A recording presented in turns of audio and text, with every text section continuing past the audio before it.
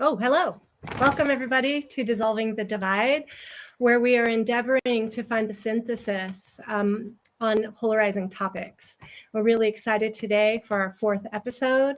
I co-host Leslie Powers. I'm here with my wonderful co-host Derek Bartolacelli, and we're introducing a wonderful guest today. And I'll pass it on to Derek to introduce. Yes, it is Marja West with MRJA, MARJA.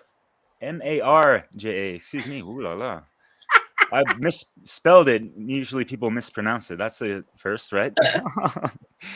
But yeah, this woman, author, life coach specialist. She's been doing groundwork for longer than I've been alive, pretty much. There's not enough adjectives in the human language to describe, how much she does and how much she means to this world and so many lives that she's touched upon. Dakini expert, she is your therapist's therapist, in a sense. She's an author of the world famous book F Wide Open, working on her third edition, I believe, right now. And this woman means so much to me, especially within the past year of just helping me personally in so many ways and helping me through a lot of stuff and encouraging me beyond what I could have imagined from anyone kind of coming out of nowhere as well. So, yeah, a dear friend, mentor, Marja West, thank you so much for being here with us today on the 8th of Aw, thanks for January. having me, both of Yeah, you. for I'm sure. honored to be here. Honored to have you. Yeah, we're super glad to have you here, especially with the topic that we're rolling out today. We're continuing the theme of the internal divide, and today talking about our internal aspects of masculine and feminine, and why this is important to this whole process of finding Yes. unity within ourselves and in the world. So, would you like to share a little bit about why this topic is important to you?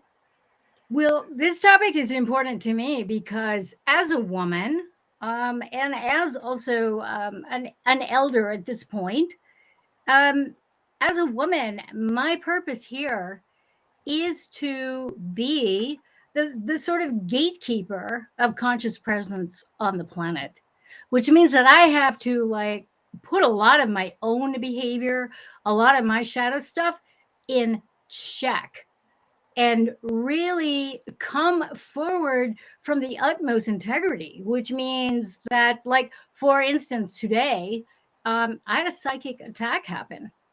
And it was of a personal nature that just kind of like walloped me from out of the blue, where for myself, I one of my biggest shadows is just being, just sort of this open-hearted, no discernment, everybody seeing everybody as their true divine selves, and like coming from that hard place and not having boundaries, quote unquote. And I had a warning shot and I willfully ignored it. So, and the warning shot will often be from our masculine, which is giving us a direction to take action or not do certain things. So, the masculine presence is the action taker, but also the active stillness embodiment of just staying put and waiting for inspiration to take action. And until you get that inspiration, you have to stop. So, for me as a woman, and I say this to all women who are endeavoring to be conscious, to like really integrate their inner masculine and their inner feminine, and also choosing to be the feminine essence. I know a lot of women are more comfortable expressing the masculine essence, and vice versa. And okay, but there are consequences to those decisions. And for myself, I know that part of my work has been in the arena of intimate partnerships and intimate relationships with uh, a masculine essence rather than a feminine essence. And I've swung all ways.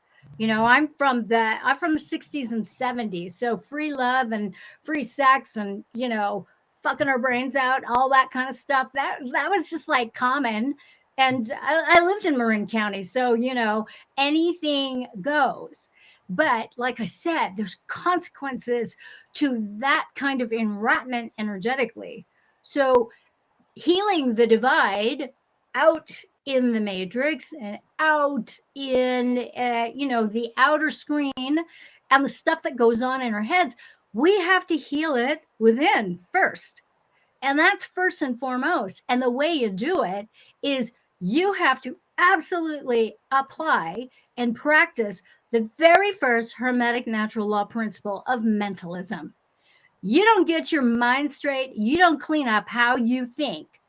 You can do all the divide and conquer healings, and you're never going to be doing it outside of the matrix because you are not in charge of your thought quality.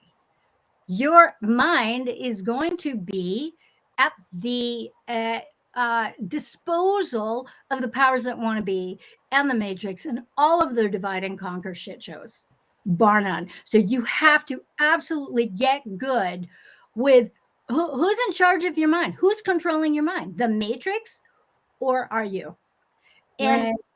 and so that divide of the masculine and feminine, the war of the sexes, has to be rectified within each and every one of us, whether we're a man or a woman, it doesn't matter. And, you know, a lot of my haters are these fake feminists, and they freaking hate it when I say it.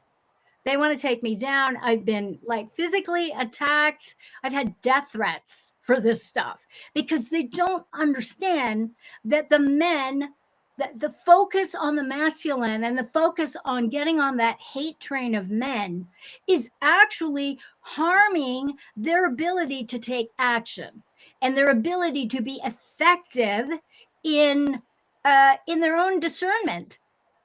Right. You know, So it's a pretty complex topic. And let's back up absolutely. a little bit and talk about what do we even mean by masculine and feminine qualities. Yes. You know, if we're Yes. talking about these qualities are within us, and we need to learn to master ourselves and even be aware of where we're Absolutely. operating from, right? Or Yeah.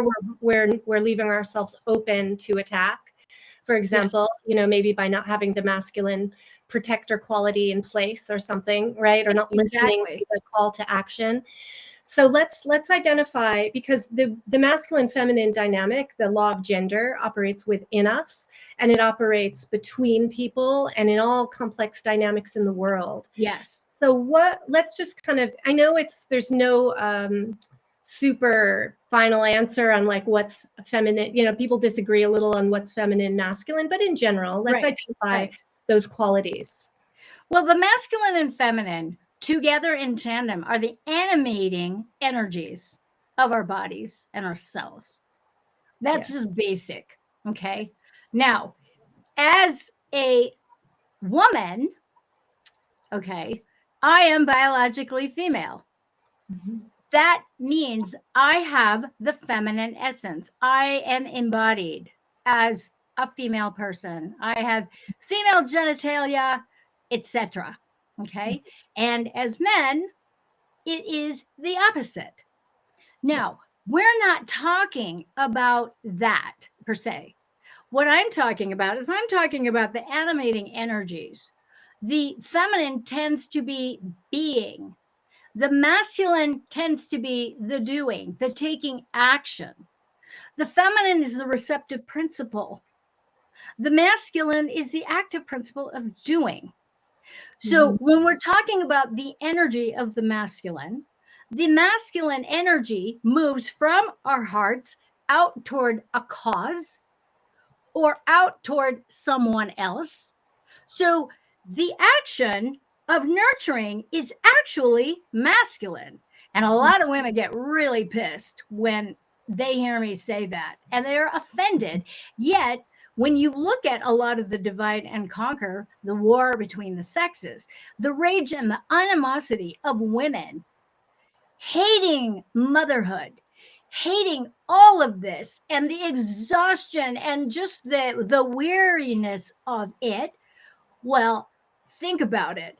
Because it is a masculine energy of moving from within yourself, outside of yourself, you can see that if you're constantly in your masculine and it's your giving, you're going to hit a fucking wall.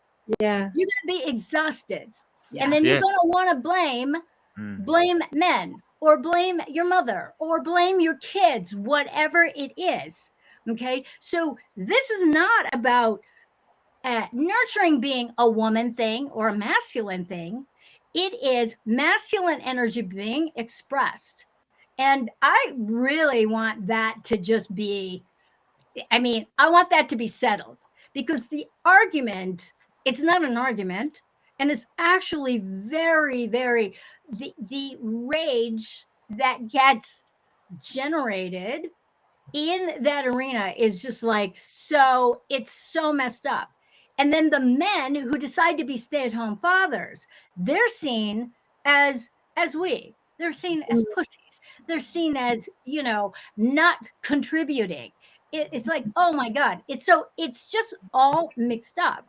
So if we can get to the basics, that each and every one of us has a masculine and feminine dynamic of animating energies within our bodies, all that divide and conquer stuff, it's going to get neutralized. It's so deceptively simple. Yeah.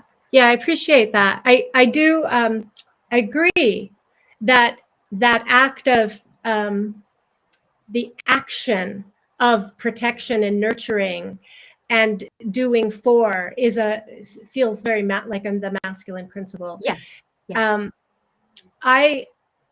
I think it's worth talking a little too about when it's in balance, when these principles are in balance. And I'll just share an example of my own life that I think was very was important for my growth, and it was after pretty tumultuous relationship where I realized that I allowed a lot of negative behavior. I allowed a lot of crap, and the tendency is to blame that other, the narcissist, the man, who's mistreating, or lied, who this.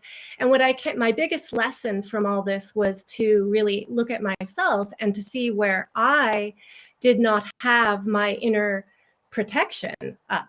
I didn't have my inner masculine on duty.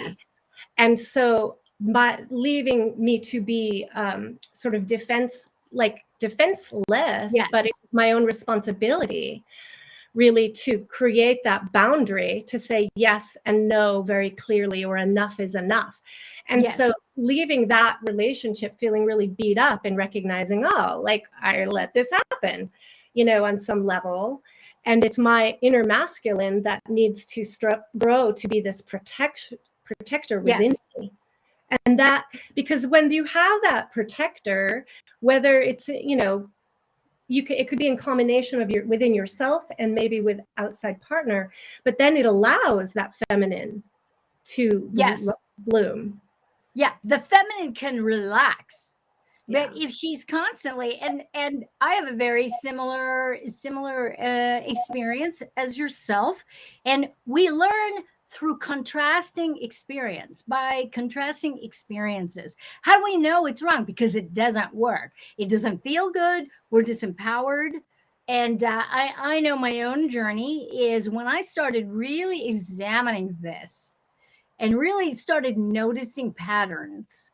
I was raised by a man-hating, crazy person who was a single mother, and she was enraged. So I witnessed this very polarized situation with my mother, who is brilliant and beautiful and very actualized, and the rage toward men, no man could ever make this person happy. And why? Because she had this masculine that was in overdrive. And for myself, I witnessed her. She did not trust her feminine.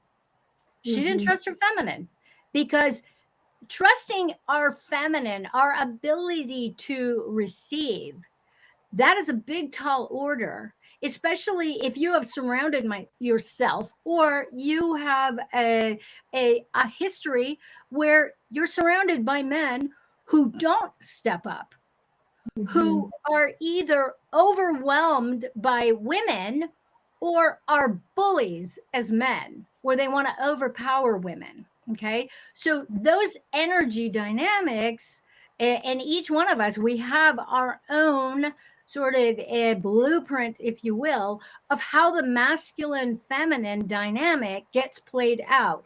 And this gets played out in our first cult, our family of origin.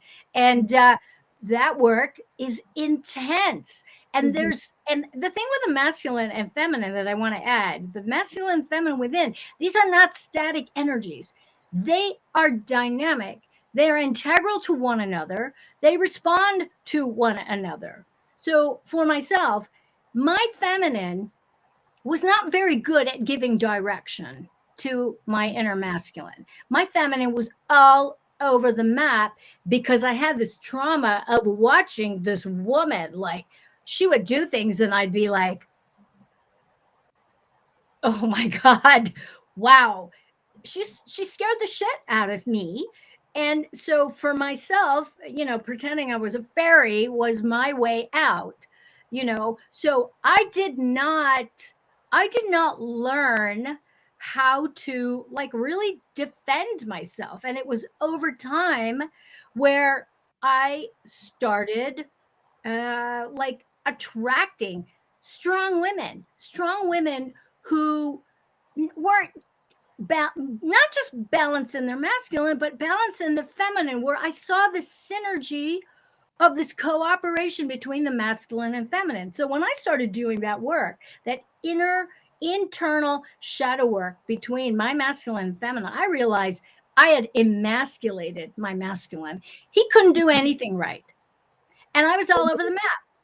And our inner masculine takes direction from our inner feminine, because the inner feminine, if she is balanced, if she is tuned in, she is going to tell the masculine within what it is that she wants. And that inner masculine is going to take action to make it so. And so a lot of my own inner work was about learning how to defend myself. Okay. So fight, flight, fawn, freeze. I disappeared. I was a hider. So I would just get the hell away. And little by little, I had to learn how to fight. I had to learn how to fight back. And that was huge. And funnily enough, it was my mother who actually facilitated that. She put me in karate classes, taekwondo classes, hapkido classes, and before I knew it, I was in these mixed martial arts schools, and I started learning that, wow, I can actually wield my body in a way where I can learn how to defend myself. So that was kind of like my sort of introduction, my initiation into really kind of taking charge of the body in a way where I was able to activate my masculine doing. Okay. Because there was a feminine being that was in need of protection. And I'm very small, I'm just over 5 feet tall, and I weigh very little. So, and that hasn't changed. I mean, that's been kind of like over the years. So I've had to learn to like really take active stock of my body and my environment, And that's part of what the masculine does. But the feminine also has to let him do it. She can't sit there and, no, I want it this way. No, I don't want it this way. And that's what I was doing to my masculine. I was confusing him because I didn't know what I want. I didn't know what I wanted. And of course, we learn through contrasting experience. And so in my marriages and my relationships, I would choose, this was at the beginning, I would choose these over masculinized bullies that would boss me around, discount me. I was, the pretty little sex kitten, they wanted me stoned in a bikini by the pool and not doing anything for myself. And I wasn't having it. It's like, no, that doesn't work for me.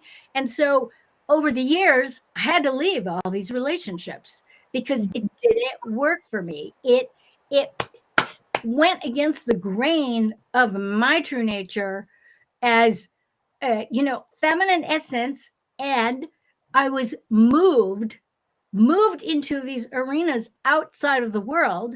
So the masculine is the energy that is outside of the world. And a lot of women are going to get pissed off about that because they don't want the masculine. They're still equating the masculine with men. Right. And that's part of the divide that we need to heal within ourselves. That is just like, it's faulty thinking. Yes. It's not even real. You are causing your own misery and disempowering yourself by incorrect thinking. Yes, you're so right on that. I think that's a really important point. And I think it's put men in a very unfair position too. Very much so. I feel bad for men. I really do. And I have witnessed this this deepening and this ongoing hatred of men, particularly white men. And I find it utterly shocking. I am disturbed by that. So I will be a champion of men. Yeah. And I really don't care what people say because, at the end of the day, we have to really heal that divide within because it is going to get in the way of how we express, how we materialize and manifest in the world. The materialization and manifestation is up to the masculine. It's up to the masculine to connect the dots. Okay. And that could even be the masculine within the women, right? Where our masculine has become rather bitchy and unsatisfiable, like, and that's a masculine. That is a masculine trait. Bitchiness. It is a projective. You are moving from within yourself outside towards someone with this fucking attitude.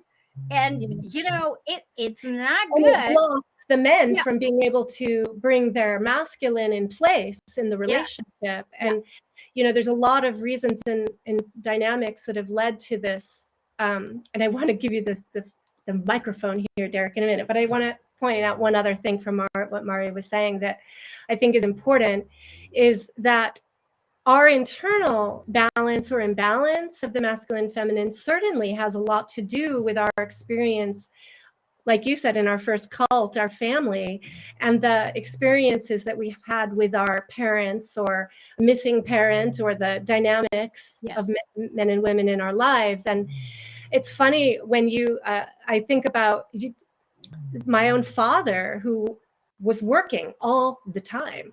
And I adored him, but he was missing in a lot of ways. And so I was thinking, connecting the dot of like my own like inner masculine protector being kind of missing. Maybe having a relationship to my father being gone a lot. I don't know, but I think it's really I totally relate to that. My father was not in my life.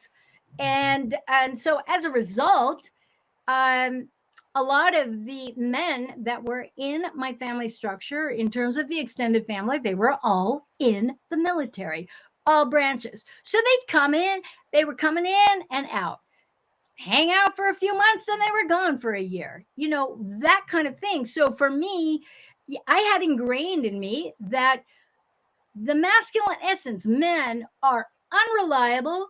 They're going to do what they're going to do. And like my mother, it's like, girl, you got to do it for yourself. So my mom's masculine was like on overdrive. Yeah. And I didn't get that. And so what I did was I just hid.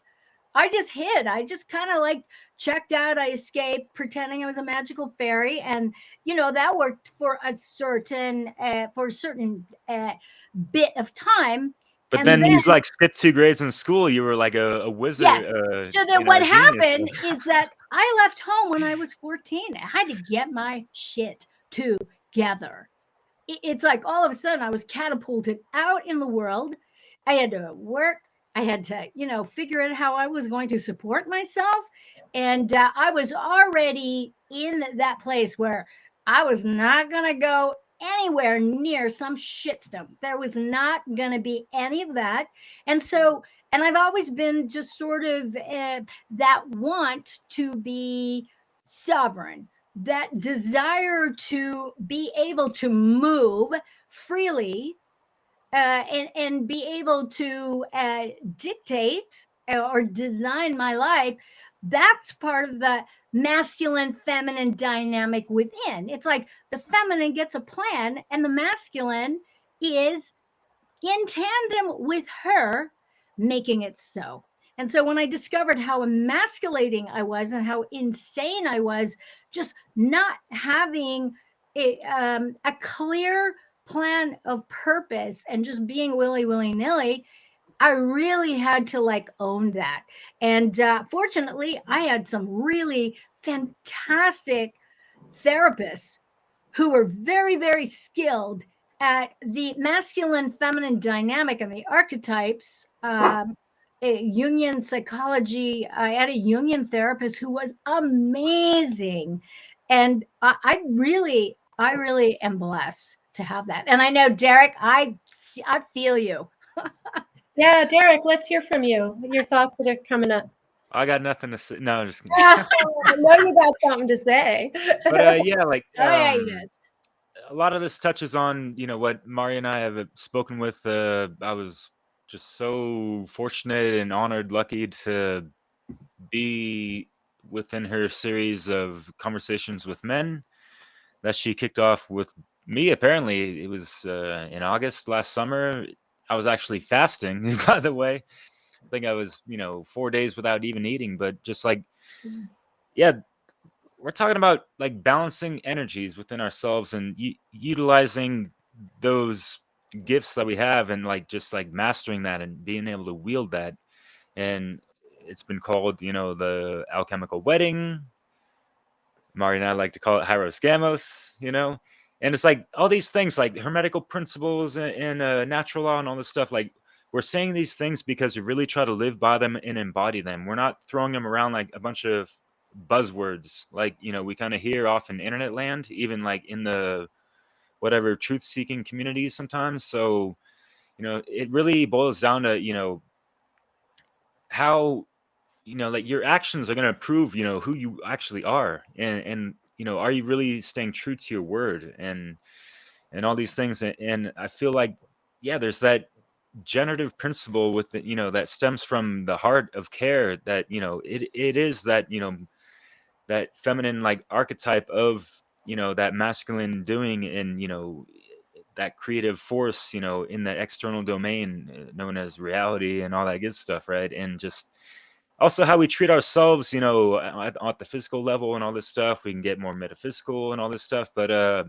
yeah, I guess more to the effect of what this conversation is about in this framework is really trying to find balance and reconciling any divisions and polarities within one's the brain and metaphysical makeup with those two masculine and feminine energies and archetypal forms of consciousness and all that stuff. So yeah, Marja, or Leslie, if you have anything else. But I was curious though, Derek, your own experience, just to bounce off oh, sure. that idea we shared about the impact on men of the balance within women being off, being more hyper masculine, and how has that affected you, for example, and what do you see going on? I was laughing a second because I was joking with Marja just the other week, thinking like, looking at all these women that, yeah, they're way over imbalanced in their masculine, and going back to the yin and yang, it's like, girl, there's a little bit too much yang up in your thing, so I don't know how else to do that. Yeah. And We're women kind of joking, get but offended by that. So and what's the I'm not impact looking to on offend anyone, it's like I would like to find ways to just like find those common grounds. We can be jokey and stuff, but people are going to take things the wrong way. People are going to take things the wrong way no matter how you pitch things sometimes. But Very like true. That is so true. and Yeah. I've experienced this with the people I've loved the most, sometimes. Yeah. So Yeah. there's that language barrier, there's that the balance of energy within oneself, of being able to hold space for someone and absorb what they had to say to you, and just like being able to alchemize that and process it and transmute it. And yeah, Mari, you were talking about something so beautiful of people that be talking about that breath work in the wrong ways of, oh, the new age, we're gonna breathe in the positivity and exhale the negativity out it, and we're just gonna exhale your continue to be. toxicity out into the world. What the fuck, man? I have actually stopped breath work. Why is it called breath work? Pranayana, yo, what's up with that? Living. It is our natural state of the giving and the receiving. The giving and the receiving. I mean, Expansion and contraction. That video you they did was say, beautiful let's too. take a breath. How about we receive a breath? Okay. But I've been obnoxious over the years. I just stop. I'm like, hey, I don't know where you guys do your training, but do you realize you are polluting this? And so, my orientation is the Tonglen breathing of utilizing the heart space as the transmuter of negativity. So you breathe in love, you breathe in your pain, you send it into your heart transmutes it to more love, so you exhale more love. You don't exhale your pain and your suffering. Like, it just blows me away, and people fall for this bullshit.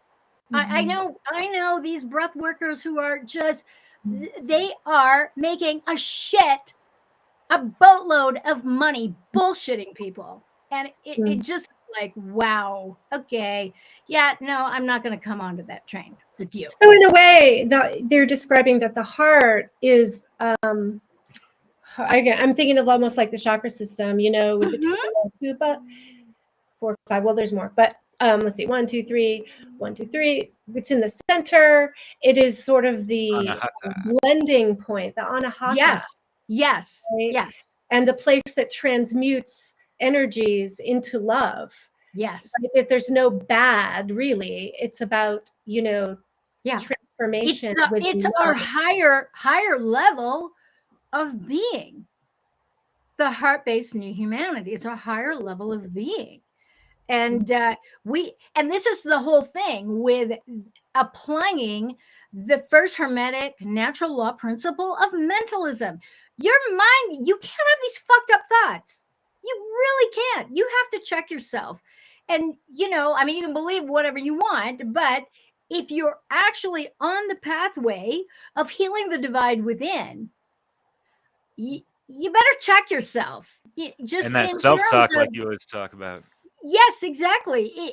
With the self-talk, and not only that, in the self-talk that extends outside of yourself, your masculine energy, and seeing everybody outside yourself as divine, just like you. And the Hermetica, we were gifted with the two gifts of mind and speech. And so if we don't get that basic thing, we're just off in la la land. We're off in la la land, and we're a tool for the matrix and the powers that want to be. Yeah. So what It's simple.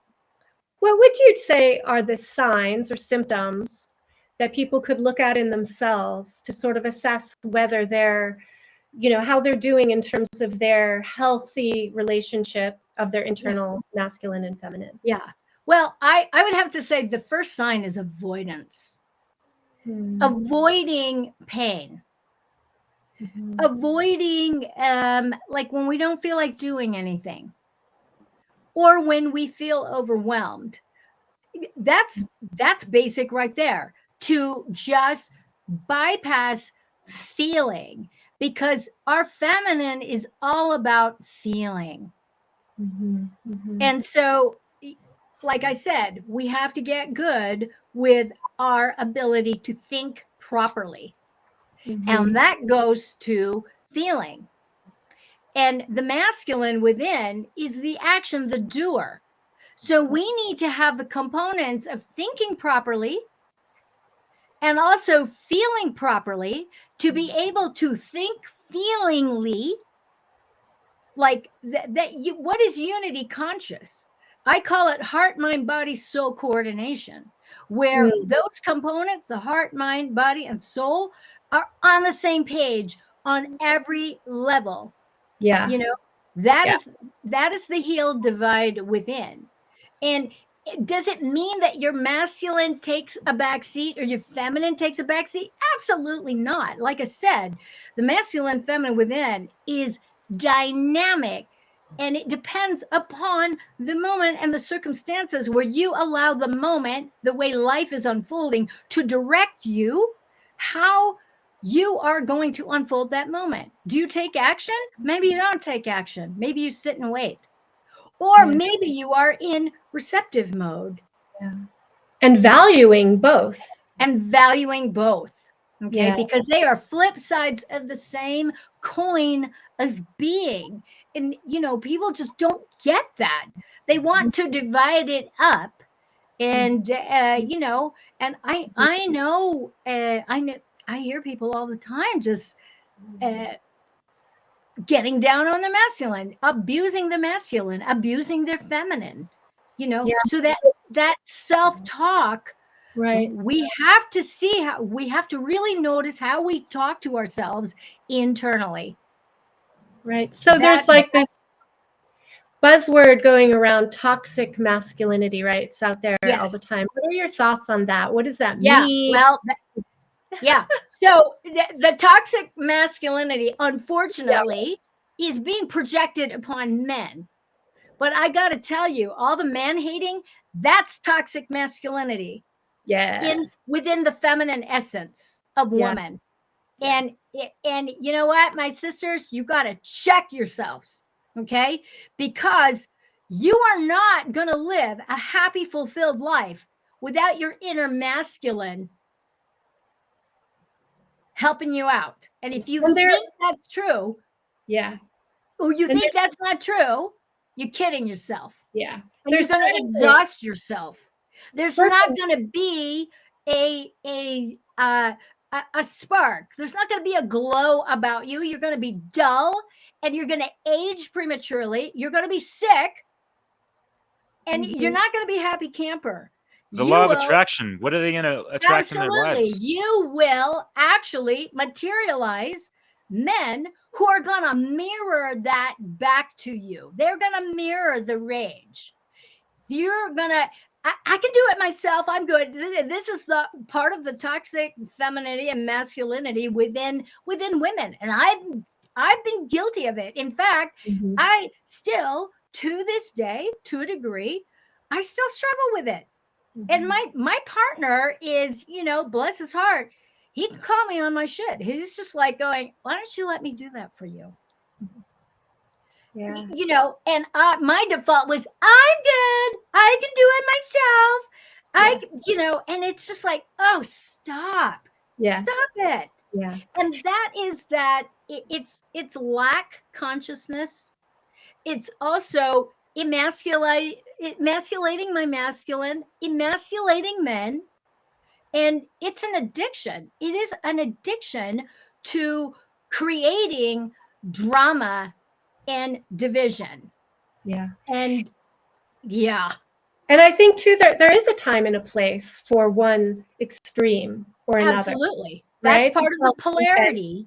Yeah. Where, you know, if we want to, like, I hear a lot of women go, where are the real men? You know, I get these guys that, you know, don't have jobs, don't have a direction, blah, blah, blah, blah, blah.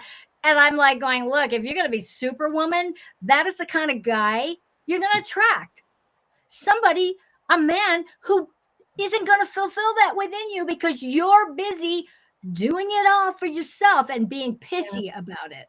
Yeah. Yep. And if you're not aware of your internal imbalance, then you're not going to be aware of how that's attracting different types of people or dynamics into your life. Yes. Right? Yes. So and here's the thing. I know for myself, I've been primarily out in the world. I've been on my own since I was 14. And my go-to was, I'm just going to do it myself. I'm going to do it myself. I'm going to do it myself. So what was I attracting? So there were two types of men I was attracting. The men who could be more masculine than my masculine, or the men who are more feminine than I was. So there's when you have attraction, there's a polarity of attraction. Okay. One's a topper, one's on the bottom. And that's what I was doing. I was attracting so many ineffective men that could not get their shit together because I was essentially mommy. Unbeknown to me. And, you know, when you wake up to that, it's like, oh, it is not pretty. It's not pretty to discover that, you know, and of course, with the law of mentalism, it's on me. I'm doing it. Yes. I'm doing it to myself. Yes. And so for women to be able to wake up with that, you know, with that energy, that man next to them that isn't doing it for them. Yeah. It's not about blaming the man. It's about looking within to see how we're almost pushing away certain masculinity into our lives, perhaps, and not stepping into our feminine balance, right? Yeah. Yeah. And there are a lot of women who want to be, you know, the sort of helpless Hannah, you know, and they want to attract a man who's going to take care of everything, tell them what to do. They're okay with it, you know, and you have to pick your poison. If you're okay with it, hey, more power to you. If it works for you, why not? It doesn't work for me. It just doesn't work for me. That is not who I am. Yeah. And you know, the person that I'm with now, the man that I'm with right now, is very, very, very masculine and very, very attuned to his feminine nature. Mm-hmm. And you know, it can be, and we do this. Yeah. Yeah. We flow with each other because sometimes I got to be in charge and sometimes he has to be in charge, depending on the circumstance, the moment. You know, it's not a competition here. Yes. And it's like that alpha omega, you know, balance that, like you said, it's not static, it's dynamic, it's flowing. And to have the flow, it takes an attunement, right? An attunement within yourself and attunement outside with who you're with to be able to respond. And if you're too stubborn or too rigid or have you know, what do you call it? Like just a rigid thought that isn't going to move, then you're not willing to flow and respond. Right. And the feminine is all about flow. Yeah. All about flow. The masculine is very steadfast, takes action when it's inspired. The flow of the feminine can either be flowy or it can be chaotic as fuck. Mm-hmm. And that is, you know, that's just part of our nature. We have a changeable nature. The feminine essence and feminine energy can be chaotic. Yeah. And that's just that's part of it. That's part of the shadow, right? That the feminine energy can embody. Right. So if I'm out of balance and I'm just too flowy and I'm too like how I feel in this moment, I'm not getting as much done, right? So I Yes. might say, okay, I've got to call on this inner masculine to Yes. be focused, to be linear, to direct my energy, right? To Yes. get things done. Yeah. And yet if I'm staying there rigidly, you know, and rust into this place of always doing, then the feminine aspect is not being fed. Yeah. Or and she satisfied. gets tired. She gets Mhm. tired and exhausted, and there's no flow. There's a contracted energy rather than, you know, an expansiveness. Right. But, you know, there's a season for all this. So I always say every expansion has an equal and opposite contraction. Right. You can't be out there constantly. You have to come back and reset, renew, you know, just have that rejuvenation. And a lot of that is what both the feminine and the masculine need is the flow of rejuvenation, and not this, you know, very, you know, that we got to do this and blah, blah, blah. And I know what that can be like. That is hell on earth. I'm not interested in doing that. It really brings up the other hermetic principles of rhythm and vibration. Yes. And that it's, you know, part of this health within us is being in tune with natural rhythms and vibration of these masculine feminine polarities. Yes. Right? Yeah.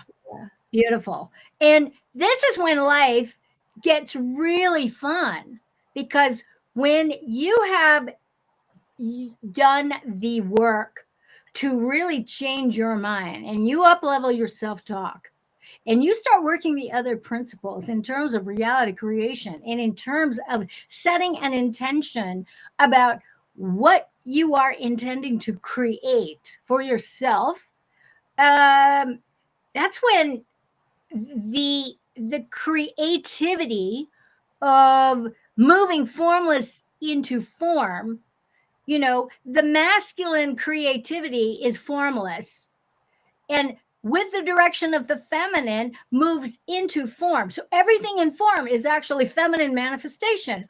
How did that happen? Oh, and you know, I get hell for saying that. You know, it's like, I'm not saying this is a man thing, please, you know, but you know, there's so much of that rigidity within the matrix of people just enraged because they have a misunderstanding about the masculine feminine energies. And they're both necessary and neither good nor bad. Yes. Right? I mean, that's so important here. And we're not telling people that they have to have a certain ratio of one to the other or how to work out their relationship dynamics. Right. But we are saying that it's really important to be attuned, right, to these factors because they're energy that governs our creation. Yeah. And this is where it gets tricky, because the balance, people hear the word balance and they think it's 50-50. Right. And so it just gets really just sort of convoluted, and it gets downright silly, people. I mean, it really does. It doesn't mean necessarily 50-50 if we're talking about that dynamic, you know, changeable, flowing form of interaction, right? Yeah. And that's the beauty of it, is that you know, we are in this flow. We're constantly being and becoming. It doesn't end. Yeah. And that's a lot. It's a lot for people to understand. And, you know, they want these concrete answers about, you know, masculine and feminine. And so when the polarization happens and people are like stuck in the matrix of the war of the sexes, you know, and they want to weaponize that polarity, and they want to, I just can't. I will no longer subject myself into those arenas. I just find it really just harmful to me. So Marja, can you bring in maybe a couple examples of what that looks like when the masculine, feminine is being manipulated in our world, right? Yes. So I think one of the biggest ones is the misunderstanding of when I say that we women are the gatekeepers to conscious presence on the planet. Okay. I really mean it in totality. I mean it such that as a woman who is embodied in her masculine and feminine and consciously embodying those energies. And so, from the law of correspondence, as above, so below, from within, everything outside of you is you. So, for me, as a conscious woman, as a woman endeavoring to be conscious moment to moment to moment, I had to like really step back from relationship. Okay. And so there is a lot of the sort of confusion around sacred partnership and all these women and men looking around for their divine complement, etc. But here's the thing about that is that if you are endeavoring to be awakened, you have to get to that threshold where you are willing to forego all relationships, in my case, with men, which includes unconscious sex. That means as a woman, I draw the line. Okay. As a gatekeeper of conscious presence, I will not allow an unconscious man anywhere near me, let alone inside my body. And I had to like really come to grips with that because, you know, I want to be loved. There you go, sweetheart. Yeah. I want to be loved. I want to be adored. You know, I want pleasure. Yes, so stepping into that archetype of the high priestess sitting at the gates, right? Yes. Of balance. And we have to decide that if the man is not conscious, regardless of that polarity of attraction, you don't go there. If he's unconscious, if he doesn't have his shit together, you don't engage. And that's a lot of women are like, well, I want any attention. Yeah. Or have a script that says that I just need to receive or say yes. Right. Without being that's the other extreme. It's like, let's just say yes to everything. Oh no. And the other part of it is not even in a way attuning to one's own actual desire, or like, and is it an inner yes or a no? Like if it's a no, why aren't you saying no? And where is it coming from? Is it coming from the heart? Needs that are unchecked, unchallenged, and unquestioned? Is it coming from and here's the thing. So I work with a lot of survivors of trafficking, pedophilia, satanic ritual abuse. And a lot of these men and women have had their sexuality just absolutely hijacked to where they don't even know how they feel. So touch is very tricky. And there is this sort of programming, if you will, that puts one in autopilot. And so how do you extricate yourself from that and know the difference between conscious and unconscious? And I don't have an answer for that. Everybody is going to be different. You know, I know that for myself, I've had to like really go down some very, very interesting, loaded rabbit holes regarding sexuality. So I've like run the gamut. I'm not virginal. I've run it all. But I have come to this conclusion that the sacredness of the Hieros Gamos, of the masculine and feminine marriage, is worthwhile to me. And I don't take it lightly. And, you know, for a lot of people who are in these sort of, you know, sex positive, I mean, all the stuff in the Matrix is by design created to usurp our consciousness through sexuality, because it is the lowest common denominator. You know, for a lot of people, it's just like sneezing.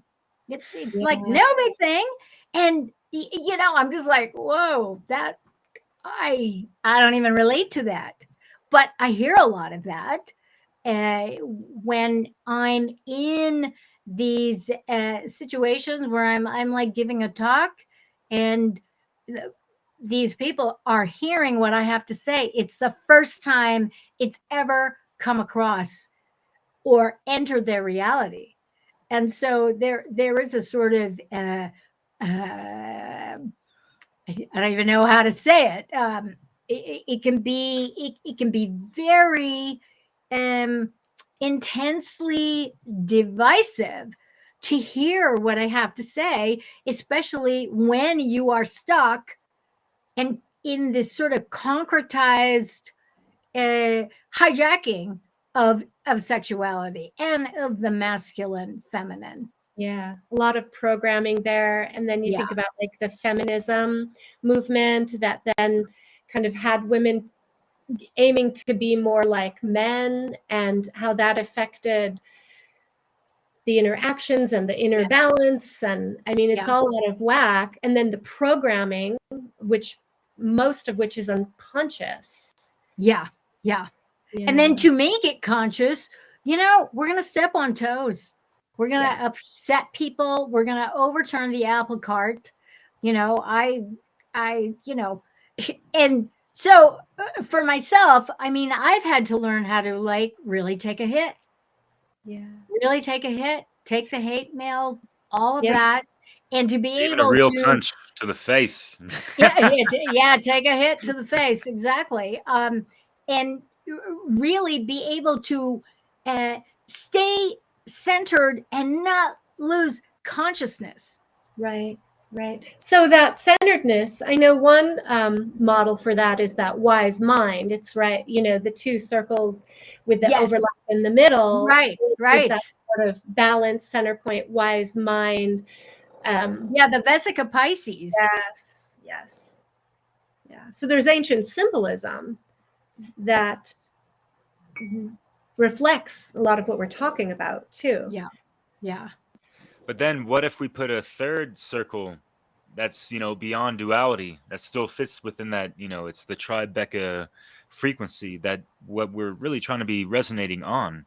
We have 3 windows in here. It's kind of reminiscent of that to a degree. And yeah, it's like we're multidimensional beings, non-dualistic beings, you know, at, you know, the core base of, you know, just source energy. And yes, masculine, feminine, it's all energy. There's so much, you know, compartmentalization of so much stuff, which is, you know, part of, you know, these tactics of the divide and conquer. And Marja, I really have been keen on your work, is, you know, long as I've known you, and you've, you know, I mean, and it's a lot with the people like you that are solution based oriented in regards to, you know, pointing things out and finding solutions. Like, hey, you know, there's these divide and conquer things going on for like so many genres and subgenres going on. Right. And what we're talking about right now is really just, you know, like for us to get out the gates, like those gates of wisdoms, to get to that those fruits of knowledge up in there, you know, with the masculine, feminine, you know, pillars of enlightenment, you know, sturdy, you know, we're building the foundation. We're standing on solid ground, and, you know, Marja's helping us raise those and pillars. that's the important thing, is to have a solid foundation of the Hermetic principles and to understand just the basic energies of the masculine, feminine within. Yeah. And I think when we have that centeredness and that knowledge, the self-knowledge, and we have that awareness of our inner psychology, our inner workings, then when the outside world, the media, you know, starts to try to trigger these issues of gender and masculine and feminine and all of this, we are going to be less reactive to it. We won't fall for the bait. Yeah.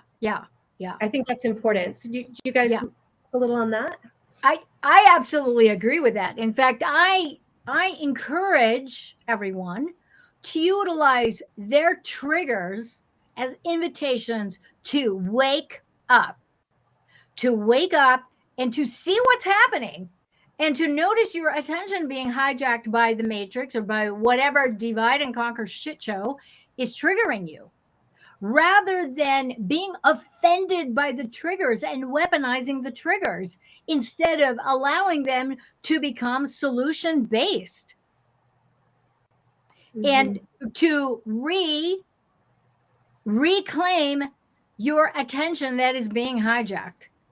Right. To be able to like notice. I work with a lot of therapists in my private practice who, I mean, just realize, wow, I have fucked up a whole lot of people in my practice because, you know, I didn't realize that I was like sound asleep and just allowing people to re-traumatize by repeating the stories over and over and over and over and over again, and you know, really supporting faulty, incorrect ways of thinking.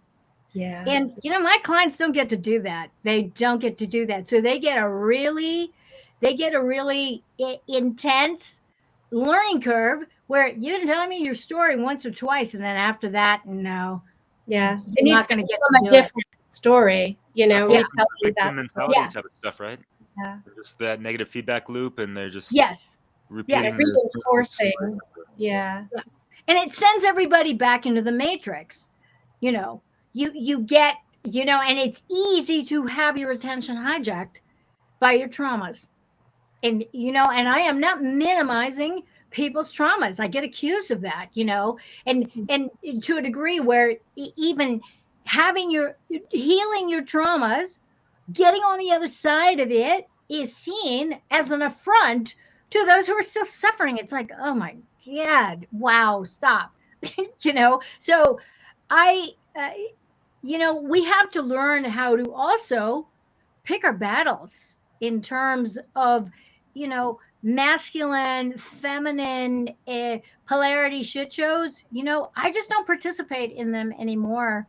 Yeah, they're not useful. Is important. Compassion and really being willing to understand that, you know, it's not about one side or the other being wrong or right, or, you know, and attacking that. It's really about understanding ourselves and each other, and seeking this, I guess, conscious wielding of these principles. Right. And also, too, coming back to the Hermetic principle of mentalism, when you realize that everybody is creating their own layer of reality, and you see people as divine, when you start practicing that, there's a miraculous thing that happens. Your layer of the universe and the people that you interact with, you start noticing you're having the same conversations. Yeah. And they see you in the same way as you see yourself as divine, and they see themselves as divine, and all those crunchy, tender bits, they dissolve. It is an amazing thing. And that is through up-leveling our self-talk, applying the principles, particularly number one, the law of mentalism, and understanding that it starts with you. You have to get good with yourself. Yeah. What are some examples of up-leveling your self-talk? Can you share a little bit? Well, I know that for me, you know, one of my favorite things is my universe handles the details. My universe takes care of me. My universe romances me. Now that one is an actual new application, and you know, because there's a certain level of romancing that I've been like really desiring. And so, you know, I was in a very contemplative space, and I do a lot of journaling of opposites, you know, where I will journal. We call them squares exercises, polarity exercises, the desire to be loved, the fear of being loved, the desire to not be loved, the fear of not being loved, and Yes. writing like a mad person, everything that comes. And what happens is that you discover something very amazing when you do these exercises, is that there is a culling, if you will, of unity of all those opposites, because in all those categories, you start finding that, oh, wow, everything eventually becomes its opposite. And that's part of the Hermeticum as well. Everything is and isn't at the same time. So you have to be able to practice that with all of your, I call it all of my crazy thoughts that just sit there and just circle. And I do these over and over and over again. And I burn them after I'm done, and I end everything with an intentional declaration, is that I see these as various states in my ununified mind. And by doing this, everything comes into this peaceful, unified place where everything is and isn't at the same time. I love that approach. I just love that too. Yeah. It's such a and it's free. You don't have to pay for that. It's awesome. Just need some pen and paper, perhaps. Yeah, just pen and paper. And I always recommend that people actually do it longhand, not do it on the computer or the iPad or whatever, or your phone, to like write it out, because there's something that happens when you're taking the mess that's in your inner screen and you actually focus your attention on these categories and you are taking action. You're taking action and you are offloading that mess in your inner screen that is hijacking your attention and writing on paper. And then you burn it, it gets transmuted and your reality gets up leveled. So that's one of the ways that I, especially when my self-talk gets, and so many people, am I smart enough? Am I good enough? Am I a loser? Really? I mean, all these negative thoughts that circle around. And, where do these thoughts, where are they generating from? And for myself, I understand to a large degree that a lot of these thoughts, we're not even thinking them. They're just thought balls that are circulating on the mental plane, surrounding the planet, or surrounding the world, because the world is not the planet. The matrix is not the true quantum field universe. The matrix is actually the inversion of all that is possible, and, people, you have to get good with that as well. And, a lot of that is through the Hermetic principles, and it's a mind-blowing thing. And that's what we want. We want our minds blown wide open and freed up from, this very narrow scope of, what we've been mind controlled to only believe to be possible. Yes. Yeah. I like that example too, because to me, it illustrates something I've been thinking a lot about. I think a lot of people, when they're suffering or they're in a state that they're not happy with, tend to become a bit helpless about it. And they're just like, I can't sleep. I just can't sleep. I'm just laying here. I can't sleep. And my thought is, okay, what are you doing? What is your tool? How are you intervening, rather than just laying there and saying, I can't sleep. Oh my God. This is right. There's something you can do. And so, or when you are journaling, people are like, well, I don't know what to journal. I have nothing in my mind, and I'm like, so here's an example of, no, you can't just settle for that passivity, that powerlessness. There's something you can do. And here is an example of an intervention, a tool that will make real shifts in your state. And it's empowering. Yeah. And that's what I do.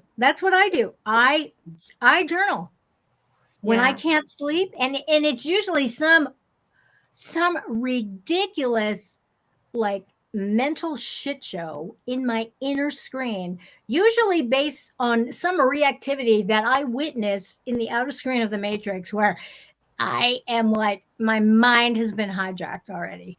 Yeah. And I'm falling asleep basically, or I am sound Mhm. asleep. So it is a way to like regain your attention, regain being at the helm of your reality, Yes. and wake yourself up Yep. and get to know what your what your sensitivities are, and to give them care, give them attention. Yeah. Yeah. And then checking in with yourself, those inner parts that are being activated, maybe unconsciously, and to ask, like, what does this part need? Does it Yeah. need Yeah. a feminine, whole being held, or a Yes. receptivity, a Yes. voice to listen? Does it need an action? Does it need, we Yeah. Yeah. can provide some of that for ourselves, that inner kind of parenting based on that mother, father, masculine, feminine, masculine dynamic. And then we can use that principle then to take care of ourselves from within. Yeah. So one of the things that I have my clients do, we do a thing called the masculine feminine witness pillow talk, Ooh. where there's some kind of like polarization, a back and forth and back and forth, back and should I stay or should I go? I mean, all that kind of stuff. And so one pillow is for the inner feminine, another pillow is for the masculine, and another pillow is for the witness. The internal witness is the integration of these polarized states. So, and it is so, it's such a cool thing to like witness. And, people get, they're a little reticent, reluctant, they're embarrassed. And I usually end up doing one first, because I'm very transparent about my stuff. It's like, I'm not perfect. I don't have this all figured out, but I have really, really good tools to get me back on track, and to show people that, you know what, I'm just like you. I got my shit storms that happen. I don't have this all figured out. And I have my sensitivities, and I have to like work this. And I'm getting better and better at it every single day. And that's one of our things to up level our self-talk, is each and every day I'm getting better and better at taking care of myself. That's one of the things I say all the time. And it's a really, really cool thing, because you're affirming self-empowerment. You're affirming self-care. You're affirming having the information within, and going back to the first hermetic principle, everything outside is also inside you. Yeah. Okay. Love correspondence as well. So all of that stuff you have within you, all of us have within us the answers, along with all the questions. Yeah. And we Yeah. just have to be open our receptivity, open our inner feminine to receiving that information, so that our inner masculine can take action and help implement the changes and the up leveling. I think that involves learning to relax, learning to create Absolutely. space and time in our lives. Yeah. And not always being on the go, not always being goal oriented. How else will we then be able to be receptive to hear and feel and learn? Here. Beautiful. And that is important. And I have a particular disdain for hustle culture. And, I was in that mode so much of my life. This was part of what we have to do when, we're raising children, and we have aspirations and things that we want to create and put into actualization. And the resting mode, I think that's one of my biggest lessons now, is to be able to be in the receptive resting mode. This relationship that I'm in for the first time, when we met, when in our we were both 60 when we met, so this is 3 years now. And I never other than my kids, spooned with a man watching a movie. Like, what? And so when we were courting and dating, you know, the spooning and watching a movie, like, what the fuck is that? Like, I was, and I remember the mind going, well, you know, I just started a YouTube channel. I really should, like, you know, just on and on. I'm just like going, quiet there, quiet there. I'm enjoying this. And it's that being in the receptive mode and trusting trusting my inner feminine and masculine. Okay. Yeah. Because that doing of hustle culture, it's mind control. And I found myself just so disturbed by, you know, because when you're enacting these changes and you're materializing different things and you are kind of checking yourself out in terms of, you know, the sort your own evolution within your own masculine and feminine. Oh my God, you know, it's like all of the buts, like I couldn't believe it. And I just recently burned a journal.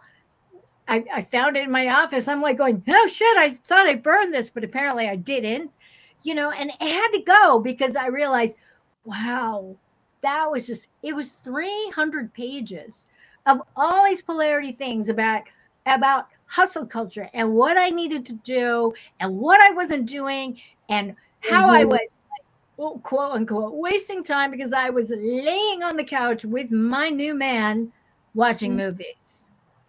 Right. Wow. What a concept. And it's like, girlfriend, just stop. Yeah, good example. I Yeah. think that the experience of being like a single mother, you know, the breaking up of relationships, that all impacts, you know, Absolutely. our process here of finding this balance. And yeah, I think that's fuel for a whole nother episode there. It really is. And I know that for myself, you know, I was not one of those, because I know men and women, they go from one relationship to another, to another, to another. No, I'm one of those chicas. I'll take at least a year, maybe two, to integrate the experience and come to some kind of peaceful resolve about what the hell happened here, you know. And really, in reality transurfing, there's a thing called advantage. So seeking the advantage of a breakup, seeking the advantage of a shit show, seeking an advantage to my so-called big epic fails because I didn't discern or I didn't have boundaries. And there are so many golden platinum nuggets that you can derive from all that kind of stuff.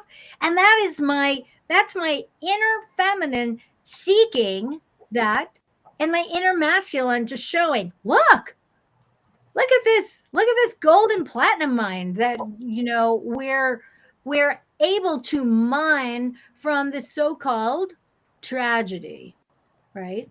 And it's a great point. There are lots of things to, you know, harvest from understanding that it's all you.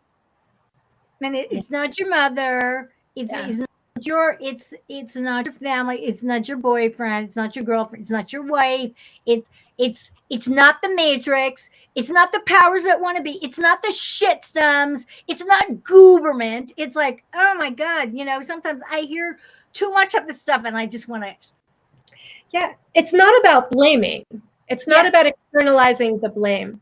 It really is about coming within. And yet part of that inner work is not rejecting all the factors in the world and in your life. It involves looking at it, feeling the feelings about it, looking at how it is created our template, you know, our mental template. And, you know, so there's benefit to looking at our dynamics of our upbringing with our parents and the experiences we've had. And yet it's not about staying in blame, right? Yes. Dance. Again, it's that dance. It's that fluidity. Right. Are you guys And talking that about is being an adult, like actually taking responsibility for one's thoughts, emotions, right and on. actions, that kind of Imagine stuff? that. I don't know, yo. That's kind Being of a deep. I don't grown up. know. Guys. Yeah. Yeah, yeah. So what else And is coming up for you, Derek? so what's up with the adults? Because I mean, like, I understand, my male comrades and all that, especially older ones. It's just been so taboo and really difficult for them to even understand these concepts, let alone like actually implement them, let alone like practice them and like embody them and take them seriously and like all these things. So like for men who are like, I guess, like energy dense or like way too stuck up in that, left brain, logic imbalance type of, you know, But haven't thought men pattern, been and kind just of like how programmed people are like hardwired sometimes as well, do and you like think it's like their emotional blockages. It's like right? men, we got the IQ or whatever, like uh, I guess that trait, and women have the EQ with the emotional intelligence, I guess. So Derek, where's do you think the that, common that men, ground for those? Like, I'm sorry to interrupt you. no, you're all good. I'm done. I was thinking, well, I wanted to expand on what you're saying, you to expand on what you're saying in terms of the men, a lot of times, especially older men, they've been programmed to disqualify their inner feminine, right? You don't cry, don't be a sissy, and so I think a lot of that is maybe some of that you're talking about, right? How can men overcome that? Yeah. I thought that was for our sweet guest Marja. You Well, know, I mean, I I'll take a yeah. stab at it. I mean, like for me, I had to overcome these things, even though I felt like I was kind of I had a empathic nature from young, and kind of just, I don't know. Like for me, it's like our emotions are, it's like our radar. Like what makes us feel good, what in how we see our actions as, what effects they have on others, as good or bad, and do we have a connection to that? Do we feel what other people feel? Like we all like to share a good, belly full of laughs and all that stuff. That's something that guys can relate to. Or like, oh, we're looking at the sports and like we can't, like they're so passionate about things that they've never done in their lives a lot of times, like just like because there's professional athletes playing with whatever ball or hockey puck or whatever. But when it comes to like other stuff, that gets into the feels of whatever, even though like emotions, we're all talking about emotions here, right? Like happy, sad, you got your pride, you got your tears and all that stuff. So people have to understand, like when issues are in the tissues and you're bottling up emotions, and not having any kind of proper outlet, which I understand, like men, we haven't really had that in like not, I mean, there's no like boys cry club or anything like that, or like even a lot of men, their best buddies or whatever. It's kind of difficult for them, or they might hesitate to show and shed a tear in front of them, that kind of stuff. Yeah. Yeah. I couldn't help it when I was younger. It just, yeah, I let the waterworks happen. I was just like a heartbroken, hopeless romantic and stuff, and yeah. Aw. there's I'm more of a consequences, hopeful right? romantic these days, Well, so it's all to the good, yo. But yeah, and I'd check myself and realize, like, wow, am I like too up in my feels, like like feeling like petrified, like not able to do anything just because I'm like overly emotional about certain things or whatever, and just like having my life, past day to day, like feeling bedridden because some lady broke my heart or whatever. Even though I got to take responsibility for how I deal with that emotion and stuff, and just hey, pick yourself up, brother. We got to live to see another day and all that. Not all is lost, and I really, as a man, just try not to lose face and not try to identify the female counterpart as like overgeneralizing, like, oh, it's your fault, and like, yeah, I've been heartbroken, I've been screwed over and this and that. I didn't try to project that onto others, and especially like the next relationship, a partner, and this and that. I've always tried to stay on good terms, but I don't know. It's so easy to turn around and, fling poo at the next person because you're feeling shitty. We're not in this, monkey mind state, all three of us. And we might have been there. It's just live and learn type of stuff. But Yeah. yes, in this whole series, it's just, like, hey, the fight is over, ladies and gentlemen. Let's come together on the immutable, eternal principles and terms that we can all align to. It's really not that hard when we really just break it down. And it's like, do no harm to others, treat others like you would like to be treated. Widen the scope of your moral compass and understand, like, other people have needs and wants just like you do, and try to respect that. But at the same time, you have your own boundaries, so respect yours, right? I don't know. Yeah. It takes a while to understand, but yes, and it's a lot more to it than that. But just like the basic what we're doing, we're laying the foundation. It's all elementary, my dear Watson, or Yeah. you Yeah.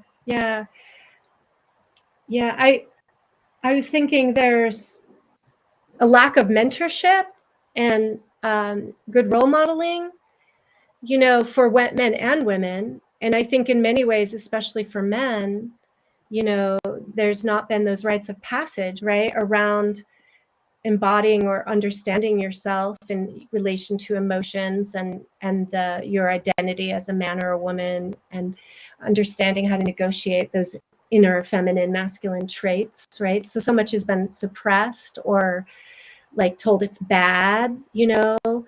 and so it's about undoing, right, the unlearning a lot of those things that so how do we do that? We have to be willing to be vulnerable to some extent and open, right? And I think we're asking for that to happen in these dialogues, right? Yeah. Right. Yeah. One Any of other the things. Go ahead. No, I was just going to say any like final words maybe you want to say, Marja. Well, one of the things that I'm noticing is having these conversations, like everything you brought up, Leslie, everything that you brought up, Derek, these are the conversations that I'm having with myself, with my beloved, with my friends, with my clients, with my students. And there is very little mentorship. Okay. We're still stuck in, I will just notice the, like taking YouTube, for instance, or what are the things that are like getting the views is anything polarizing the divide is getting more views. These conversations are hardly getting any views. I have a loyal bunch of people, and so I have many different platforms where I get to share these conversations, and so these conversations are, they're like making their rounds. So I think it's really important for the both of you to keep on keeping on, because these are important conversations to have. If we don't know the mechanisms of the divide within, we're not, and how to unify that divide within, or at the very least be able to deactivate it such that it's not neutered but neutral, where we can actually have a conversation without losing our shit over it. We're not going to be able to take that template from within and utilizing the masculine way of doing that, care, that generosity. We won't be able to reach all the other various divides within the matrix. And that's what we're trying to do by healing the divide within. A wonderful thing happens. We get to, in our own special way, get to waltz in and out of the matrix, dropping this light here and there and everywhere undetected. We don't irritate the matrix. That is what a lot of the divide does in the matrix, is that we irritate the matrix. You know, a lot of what I see in the truth and freedom movement, you know, that tearing each other down, it's like, oh my God, can we stop already? You know, Yeah. the hypocrisy of so many of, you know, my own colleagues, you know, I'm like, whoa, dudes, ladies, what are we doing here? You know, Mhm. it's not helpful until we heal the divide within and realize, oh, wow, that shit, that's all me. Yeah. So All there are me. consequences to not doing this healing work. Absolutely. Yeah. Absolutely. We Very get stuck often. in the matrix as Mhm. if we're beyond it and above it. No, you're not. Actually, you're a tool for the divide and conquer. You've just been weaponized. Your own willful ignorance has been weaponized so that you stay there and you just become a tool. You're just feeding the divide instead of checking within yourself and you know, aligning with your own sovereignty. You can't align with your own sovereignty if your masculine and feminine are at war with each other, Mhm. or you're being disrespectful to yourself or to other people. Yeah. You know, And and if not seeing them as divine. right. And then you're also not going to be seeing clearly Yeah. if you're in a one imbalance or another, Yes. because Yeah, you're it becomes delusional. Yeah. It Yeah. really, really does. And there's just way too many people. I see it on Facebook. So many people are just tricked. It's just like one meme after another, after another, after another, pointing the finger to mask or not to mask, to vax or not to vax. Who gives a shit? It's none of your fucking business. Shut up. Let people be themselves and different from you. And they're just like you. They're divine in the flesh, just like you. And they're creating their own layer of their universe. Mhm. And, you know, if you can get good with that and let people be as they are and just pay attention to your own shit shows and your own divide within, everything is going to, it's just going to be a-okay. And I Yeah. really, really believe that. Yeah. Stepping out of the divide that the matrix is enjoying, right? You know, the Yeah. game Yeah. there. Yeah. But seeing the divinity within, Yeah. Mhm. knowing your own lane, right? In a way too. That's what I always say. I'm just in my own, and I get Yeah. feisty. You know, sometimes I get irritated. I get impatient. I'm like, oh my God, come on. You know, do it. You guys do it. And, you know, and I No, got to then check you put on myself. the masculine energy a little bit more, and like, because the we're not here to tolerate evil, or have our boundaries be encroached, or have people's, yeah, they're creating their own layers of the reality, whatever. It doesn't mean that we have to abide by everything, because everyone is their own sovereign individual. Yeah. Yeah.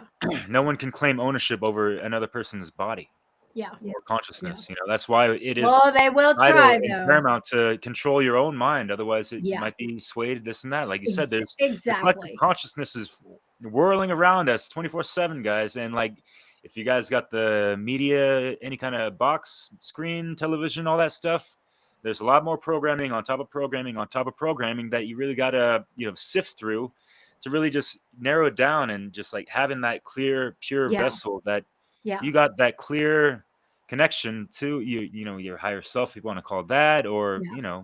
just that higher quality of thought of your own, not the making of other people's, really. So Yeah, Yeah. yeah. exactly. So you have to understand your what your purpose is. And for me it's simple. You know, our purpose is to be ourselves, whatever that means, and to pursue that, to lean toward the integration, the co-creation of that layer of your universe. Yeah. You can't create in anybody else's reality, people, and people want to control. They want to control outcomes. You know, we have equality of opportunity. There's opportunity galore. And, you know, the divide wants, you know, equality of outcome. There's no such thing. Whatever you put into it, you will get back. You put nothing into it, you won't get anything back. Yeah. You pour negativity or hate or malice in it, you're going to get that back. And that's why we check it. You know, Marja, in the beginning that you see these principles of gender as being what is the creative force and what creates our reality. And that those are the forces which can help us to become our true self, right? As our mission is to become ourself fully. The only way we can do that is with this, you know, hieros gamos, this merging, this integration, the activation of the masculine feminine within us, because that is what creates, what gives birth, you know, the combination of. Absolutely. Yeah. I love that. And that's part of our magic. The ancients had this figured out. It's like amazing. It's amazing. Yeah. So we're up on like the 1 hour 30-ish mark. So yeah, we're trying to keep those around that.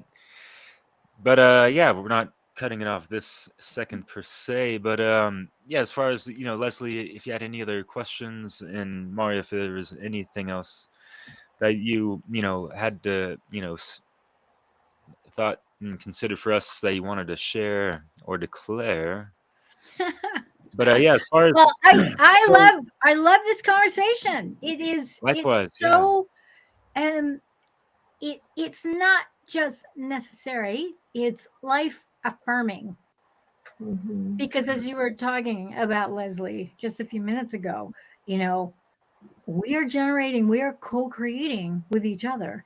And, you know, the three of us, our universes, respective universes, are intersecting.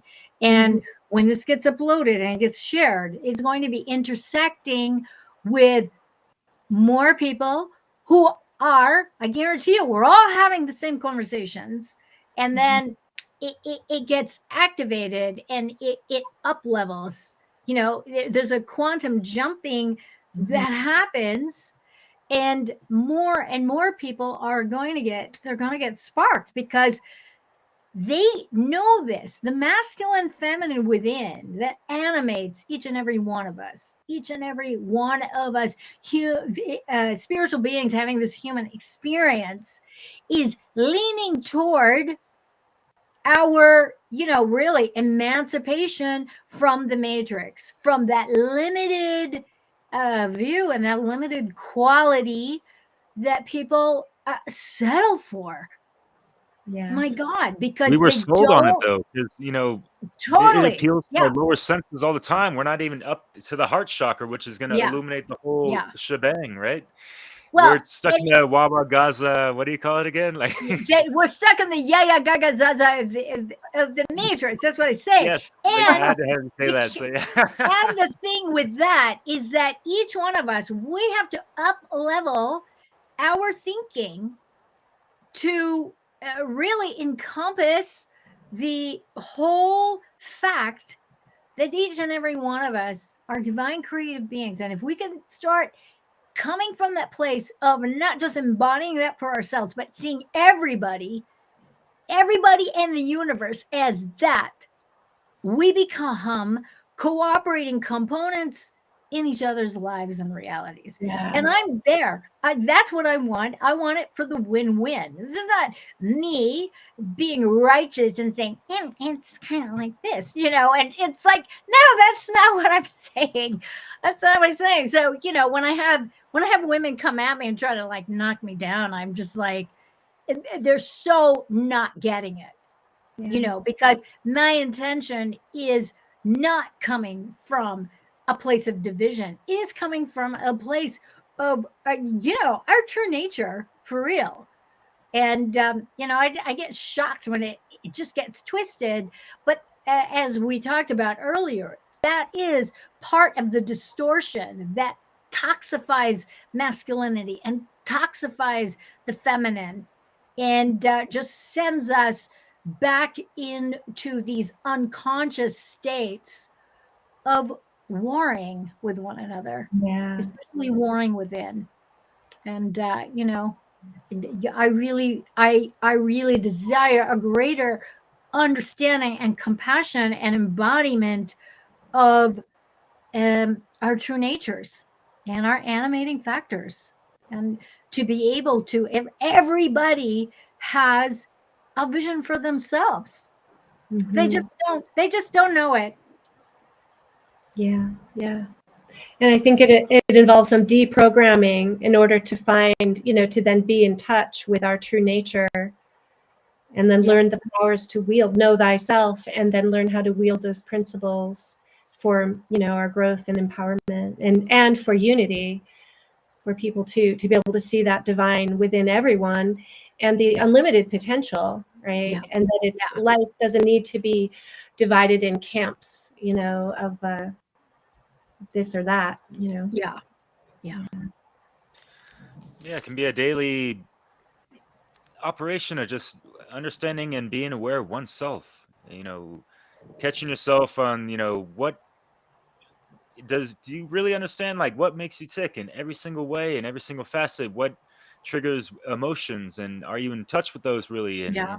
and all these things. And there's so much stuff that religion and government and media and stuff, it just takes us away from our true eternal essence that's within us, we're stuck on so many distractions outside of ourselves, and which I was leading up to a short little segment I just wanted to read from Marja's book. It's still in like the beginning things, but yes, this coming from her quote, this divisiveness made me realize the importance of not just waking up to the truth of who and what we are, but also to the truth of the insanity of our shared collective reality that we've all contributed to. That's a tough pill to swallow. Yes, we have all contributed to it.